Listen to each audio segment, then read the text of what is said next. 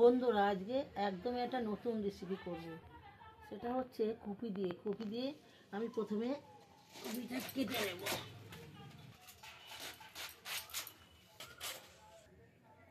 একটা সুতো দিয়ে সব কপিগুলো এইভাবে বেঁধে নেব।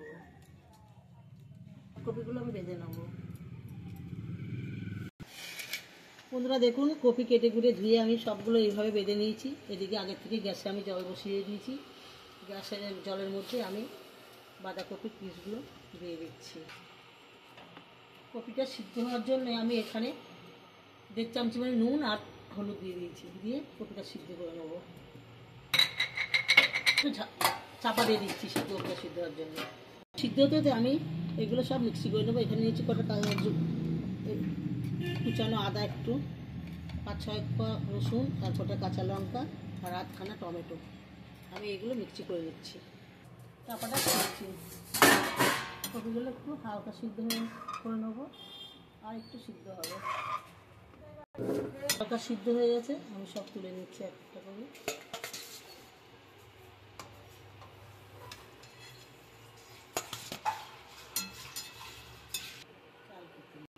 এগুলো আছে, স্বাদ মতো নুন দিয়ে দিচ্ছি, একটু হলুদ, এগুলো একটুখানি জল দিয়ে ফাটিয়ে নিচ্ছি।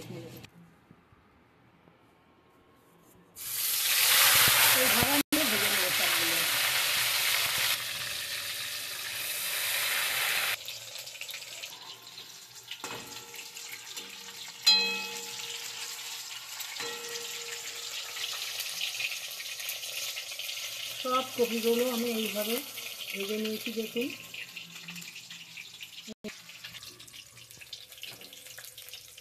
এগুলো আমার ভাজা হয়ে গেছে। এবার আমি সবগুলোই তুলে নিয়েছি একসাথে। এর মধ্যে আমি কটা জিরা আর শুকনো লঙ্কা ফোড়ন দিয়ে দিচ্ছি। একটু নেড়ে চেড়ে নেবো। পেঁয়াজ দিয়ে দিচ্ছি, একটু লাল লাল করে ভেজে নেবো। কপিগুলো একটু ভাজা হয়েছে, একটু জল মরে গেছে। এবার আমি পেঁয়াজটা লাল লাল করে ভাজা হয়ে গেছে। এবার আমি মিক্সি করা মশলা দিয়ে দিচ্ছি। একটু জারটা আমি ধুয়ে একটু জল দিয়ে দিলাম, নুন দিয়ে দিচ্ছি, 1 চামচি হলুদ দিয়ে দিলাম, কাশ্মীরি লঙ্কা দিয়ে দিচ্ছি একটু কালারটা আসবার জন্য। লঙ্কা দিয়ে দিচ্ছি, চিরা কাঁচা লঙ্কা দিয়ে দিলাম। নেড়ে করে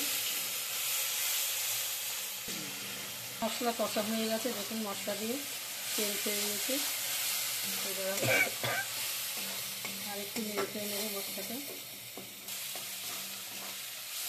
মশলা কষা হয়ে গেছে এবং তেল বেরিয়ে গেছে মশলার মধ্যে। এবার আমি জল দিয়ে দিচ্ছি।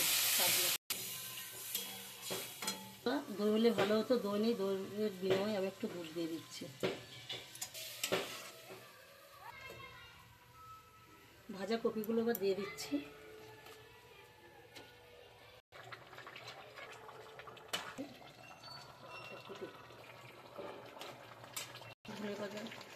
ধনে কুচানো ধনে পাতাগুলো আমি দিয়ে দিচ্ছি। এর জন্য চাপা দিয়ে রাখছি। চাপা খেয়ে নিচ্ছি।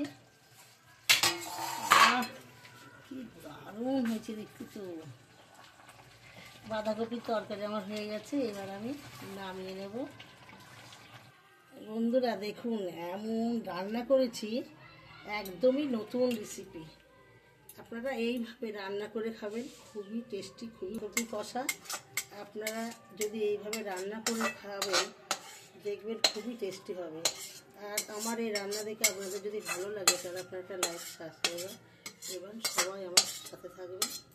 আবার আগামীকাল রান্নাঘরে দেখা হবে। ঠাকুর রান্নাঘরে আসছে।